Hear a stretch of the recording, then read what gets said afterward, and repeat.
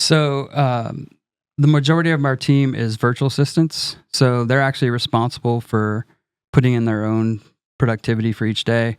What we track on them is how many past due tasks do they have. So they have tasks they have to perform each and every day. How many of those did they complete? Total call volumes, like how many calls did they make that day? How many conversations did they have based upon those calls? How many leads did they get based upon those conversations?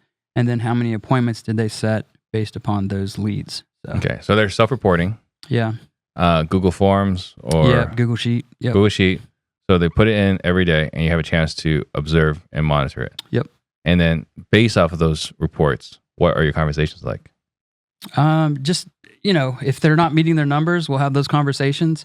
I expect them to do the virtual assistants to make 200 calls a day.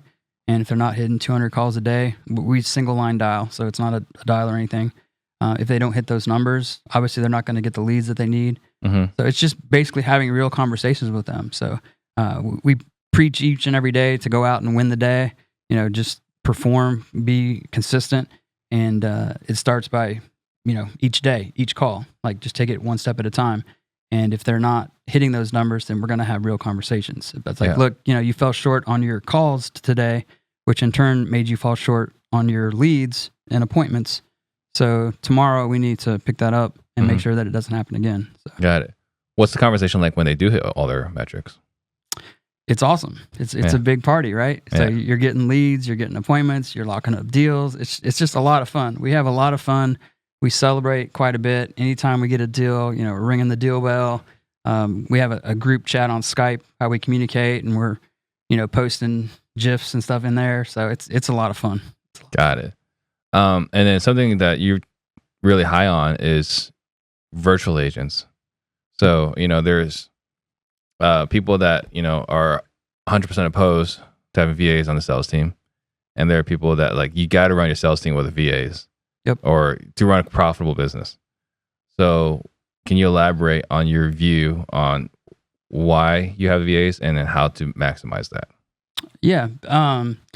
It started off basically that, virtual assistants are very affordable. Mm-hmm. They're more affordable than American people working in the States. The way I looked at it, we start our virtual assistants off at like $4 to $5 an hour. If I were to hire somebody local, I'd have to pay them like $15 an hour. Mm-hmm. So I could have 3 virtual assistants. So 3 people doing the same job as one person. And there's no way that one person can do as much as those 3 virtual assistants. So for me, it made a lot of sense. Right. Get more bang for my buck, more calls. And also, somebody that makes $15 an hour isn't always like the happiest person in the world. But what those virtual assistants make, they're like the happiest people ever because they're making good money. And it's just a lot easier to retain the virtual assistants, in my perception, than a US-based person. Yeah. It's interesting, because I see so many people saying, I can't hire anybody, can't hire anybody, right? And it's like, what are you paying? It's like, well, $15 an hour. It's like, all right. Like, the next time you're at McDonald's, that's who you're trying to hire. Because that's what $15 an hour gets today. Yep. Right? You can't be out there posting job ads for $15 an hour and, be frustrated you can't find anybody. Right. Okay, so you got the VAs. How are you able to run a successful sales business? And I know you were talking about the KPIs a little bit and so on. Are you actively training these guys? Do you have regular call listening? What are you doing to make your VAs better? Because a lot of people try the VAs for sales and they struggle. Right. So what is separating your VA team from the average VA team? You know what? I would kind of just say, I wouldn't say lucky, but just being persistent, again, at what I do. Again, that's one of my superpowers, being persistent, consistent, not quitting. And we just kept hiring them. I kept training them. And then eventually we got a really good one, right? And then I just kind of leaned on that guy. Okay, who do you know that you could bring in that would be just like you? And, they take pride in ownership as well. I tell them it's not my company, it's our company. They are part of the company, part of the culture. So was able to get one really good one who found another really good one, who found another really good one. And it was just kind of like a snowball effect. And like now we have a team that's so reliable and consistent. Like if one of them starts slacking off, they're we're having a meeting. Group about accountability. It. Yeah. So it's like, hey, you need to pick it up, and they're kind of patrolling for me, and I don't even really have to be involved now. Where I have a lead VA now, and he basically does all my training. So they're training each other now as well. I'm really not involved that much anymore. We do a Friday training call, and I do go in on that meeting and listen to the calls with them, and we talk about, hey, here's where we could get a little better. Here's all the things we did great. Here's what we need to work on. Yeah. So, and I just kind of oversee that part of it once a week with them, and that's about it at this point. I think one of the best signs to see that your culture is working is that they're calling each other out. Yep. Right? Because it's not easy to develop that culture. You can encourage that culture. You can say you want this culture. Right. But once it happens, it's like a magical, like pivotal moment. Right. In your business. Yeah, it's awesome. Yeah.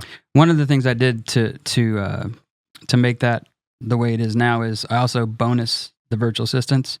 So they get their base pay. Anytime they get a deal, we give them $100 bonus on top of that. And then another thing I do is we have our company revenue goals. And if we meet our revenue goals, I also throw another bonus into a kitty that we pay out at the end of the year as like a big Christmas bonus. So they're incentivized, like they want to hit these bonuses, and we keep them informed all the way through. Hey, we're at goal, we're short of goal, we need to pick it up. Yeah. So it's always pushing them a little bit harder, but yet showing them appreciation for what they do, because it is difficult, because they are working. They're Filipinos is who I hire, so they're working all through the night. They're like zombies. So, yeah, right. Absolutely, they're working burning the midnight oil literally. So you got VAs. How many VAs right now? We have 9. 9. Yeah, and they're predominantly cold calling. Yeah, 7 are cold calling. 2 are data VAs. They're scraping all of our data, doing all of our lists, performing all that. And actually, one of the 7 that are caller is actually my acquisition, one of my acquisition guys. So he did such a good job at the cold calling level. I promoted him and let him try his hand at being a acquisitions person. And last month he signed the most deals of all my acquisitions people. Better than some of your salespeople. Better than some of my salespeople. Yep. Okay. Wow, that's incredible. Yep.